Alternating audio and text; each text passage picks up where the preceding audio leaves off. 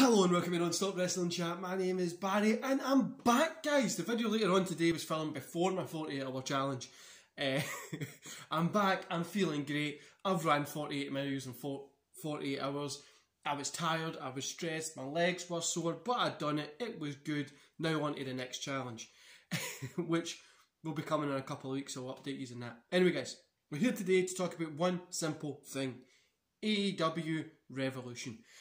Before we get into today's review, don't forget to hit like, subscribe, and that beautiful notification bell. Jump down in the comments below and let me know what you think about this show. Did you like it? Did you hate it?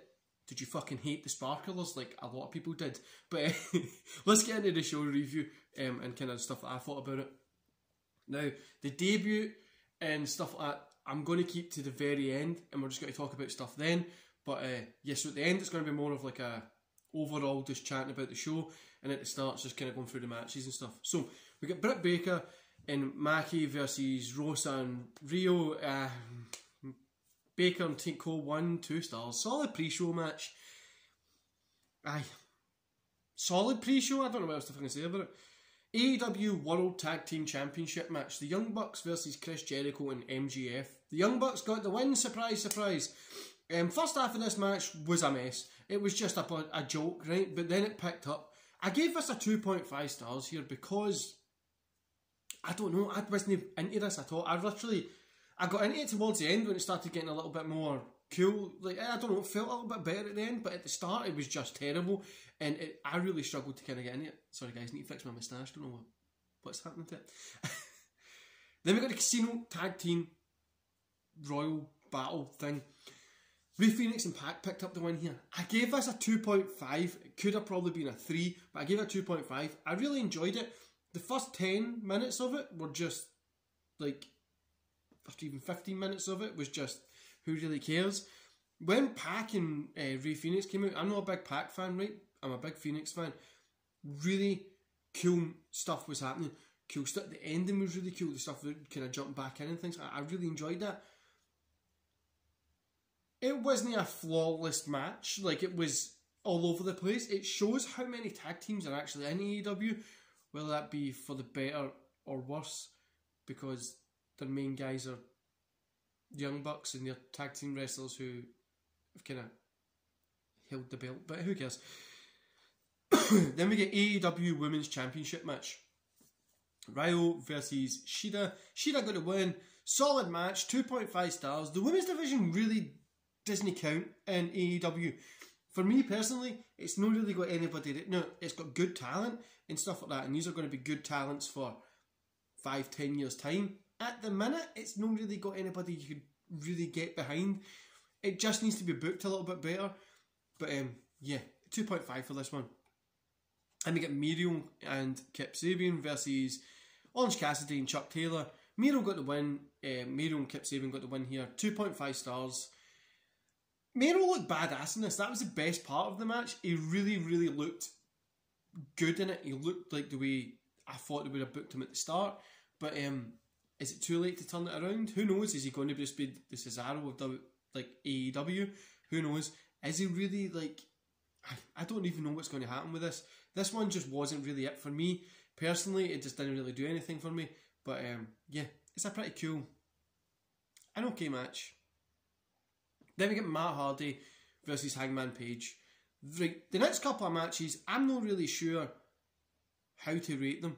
This one, Hangman Page got the win, which was fine. You know, Hangman Page always looks good. He's a great wrestler and he's one of my favourites.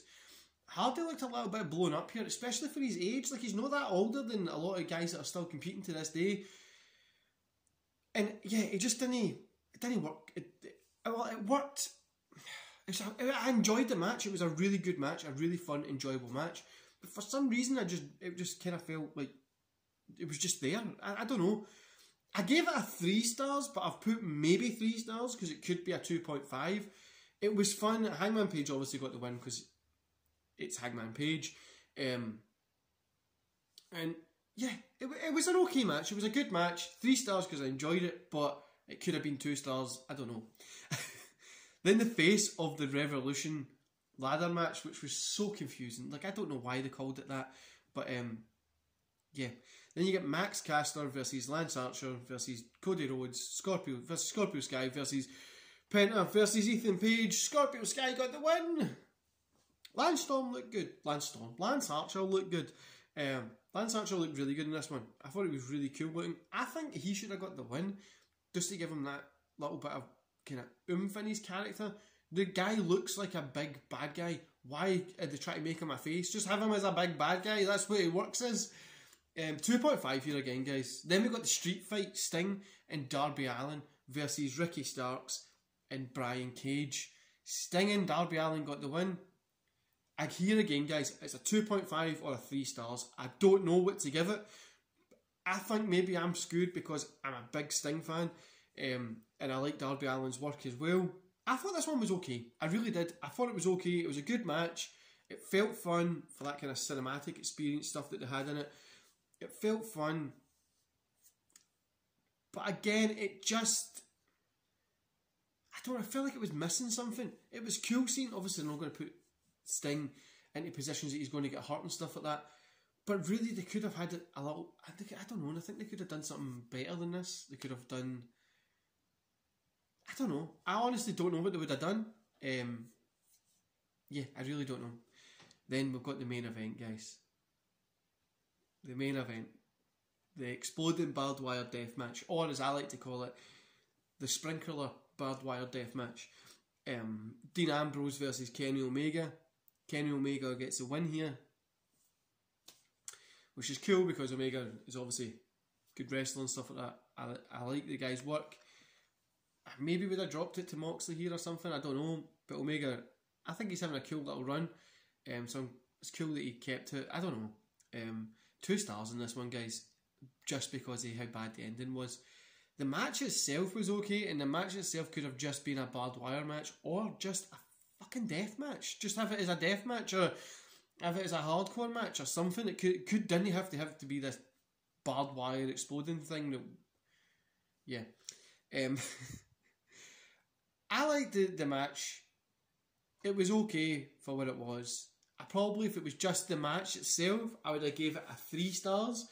If it was even just a hardcore match, I think that would have been cool. But yeah, 2 stars in this one. The ending was terrible, guys. It was so bad. We're going to talk about it in the overall part, right? So I'll get there. So overall, 2.5 stars for the whole show. An okay show that just left me feeling like, what the fuck have I just watched? Was it good? Was it bad? I don't know. Like, I think it got to that ending point that I was unsure on how good was this match, good or was it bad, because everything just felt like a 2.5. But anyway, let's talk about the big signing first before we get into that death match. So the big signing is Christian. Yeah. I don't even know what to say, guys. I really don't know what to say. The big signing is Christian. Look, I like Christian. I liked him in TNA. I actually loved him in TNA. I loved his matches that he had there. When he was the NWA champion, he had a cool steel cage match against, what's his name? Abyss. Lockdown. I thought it was really cool. He done cool stuff. Was this the best move to do for him money-wise? More than likely. Having a last run and kind of showing his worth. He's pretty much just doing what he done in TNA. He's gone here to show his worth so he can go back to WWE and maybe get another little run up there. Do you know what I mean? Like, who knows what they're going to say, but this didn't really seem like it was anything special. For me, personally, it's not anything special, especially saying that he's one of your all-time favourites. Hall of Fame worthy career. Kurt Angle put out a video and I was like, it's going to be fucking Angle. Like, this is going to be... I don't think it would have been cool signing Angle. He's older now. He's not having those great matches. He's not even having his best time in his career, which was arguably in TNA. He's not having those types of matches anymore. But Christian, really? I get he's had a good career, but like, really? That's your... like... And then I would love to see Christian go against people like Hangman Page. I think Christian, Hangman Page would be a great match. There's a lot of guys there that Christian could work with, get over, and really do some cool stuff, like Christian against Moxley. Might be pretty cool. Christian against Kenny Omega. Christian teaming with somebody to go against the Young Bucks and stuff like that. I think it'll be, there is cool matches to have there, but like, yeah, it's a big signing and stuff like that. The guy was literally in the final four of the Royal Rumble 5 weeks ago, and now he's in AEW, which makes it like look, he's in AEW, but it's really making it like TNA. Like, now when it was just they started getting all the WWE guys, like at one point they had Nash, Scott Hall, Booker T, Sting. I know he's not a WWE guy, but they had Sting, they had the Christian, just had all these WWE and WCW kind of older guys. It sounds poor bad, right? But back then they were in, like, back then Christian was 37-ish, 35, whatever he was. He could probably still work, and I think he can still go. I think he's still got a good couple of matches, but I don't know if I would sign him. I don't know, it's just really starting to feel like Tony Khan's just signing people that he's a fan of. I get that, right? I would probably do the same, but you need to think about it business-wise as well. Like, they could have a great show. They've got great talent. They could have a great show. And maybe they're just hiring the big guys just for the kind of namesake to get people to look at it. But yeah, let's see what happens with it. I'm excited. Maybe a Christian Hangman Page would be cool. Right, guys. Now, the ending. The ending of the death match. A Francis and death match. I know I've spoiled this whole thing anyway, so a fucking death match. What the hell is people even going on about with this? Kane's Pyro was better than it. This is literally just sparklers. Like, really was an exploding death match. Eddie Kingston's in covering Moxley. I was going to say Ambrose covering Moxley. And it's like you're waiting for that explosion. And then we get this. Yeah. We got... I mean, last night in Glasgow, a certain football team won, and there was lots of fireworks and stuff like that. There was literally bigger explosions in Glasgow last night than there was in this fucking exploding death match. The other thing is, I've seen on Twitter, and I've asked a few people, like, what did you think about it?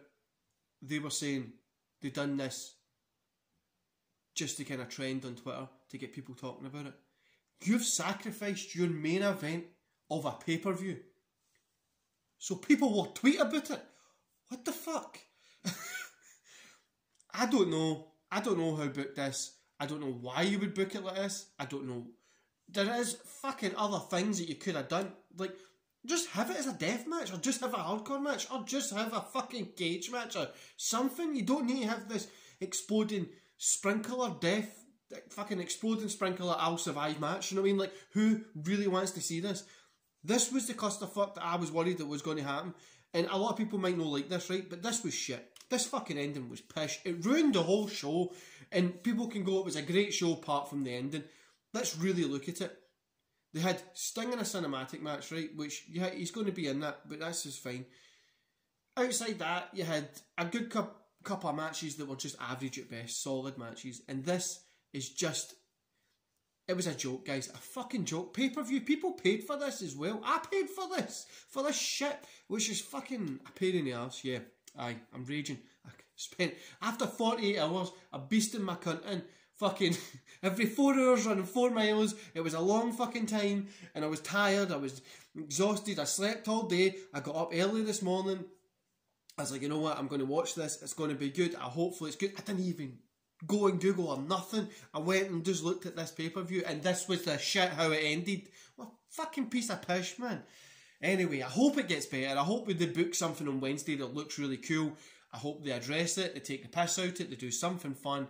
They don't just like fucking like make it serious, and do not have fucking Moxley come out and cut a serious promo on what fucking sprinklers were. There was no death-defying feat in this at all. Literally, I probably was at more severe, like, risk of death running at midnight in Glasgow, you know what I mean? Like, fucking...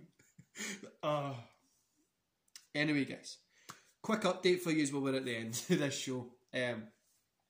This week in wrestling, I'm going to keep for Saturday. It's episode 2. I was meant to do it today, but I've got a podcast coming up today that it's just work and stuff like that hasn't worked in. And later on today, I'll do it later on this week. So probably like Saturday again, I'll just put it up episode 2 then, and we'll kind of get it as a longer episode. I'll try and do 2 different dates on it, so I'll cover 2 weeks, which will be pretty cool. I hope you like it. Steady from being up today, so I'm sorry for not having it here. I'm exhausted, as you can probably tell by looking at me. And I have a couple of hours in the gym that I need to try and get in today because I've got another challenge starting in a couple of weeks. Anyway, guys, I want to thank you for getting me to 100 subs. I don't even know what to say. The people I want to thank are people like The Elitist, Dan Williams, SCW, Wrestle Through Life, It's Our House podcast. Those guys were some of the first people I had on here. They've supported us the whole time. It's been really, really fun. Rated R for Wrestling. Jonesy Chats Wrestling. I'm trying to think of all the people. There's so many. There's literally so many. There's literally so many people that have helped. And if I could name all of them, I would. But I'm far too tired to be naming everybody who's helped. So anybody who subscribed to the channel, follows me, watches me, whatever you do, I want to thank every single one of you. You really have helped me grow the channel. The Always Talk Wrestling's another one. Yeah, I think there's still loads more that I've not covered, but there's loads, guys. The guys who've had me on the podcast, guys who've been on my podcast, the wrestlers, everybody who's been on the podcast. It's just been a really cool thing. So I'm going to be doing a 100 subscriber live stream. I don't know when I'm going to be doing it. I'm hopefully going to be doing it at some point this week. Might be Wednesday or something like that. I'll get something done. But yeah, I'm going to pick a show, or I'll get you guys to pick it, and we'll just live stream it. We'll just live stream through, and we'll just watch it, love it, enjoy it, and well, you can just pick a match or something that we can do. But yeah, thanks, guys. Thanks for getting me to 100. I really appreciate it, and I'm off to the gym. See you later, guys.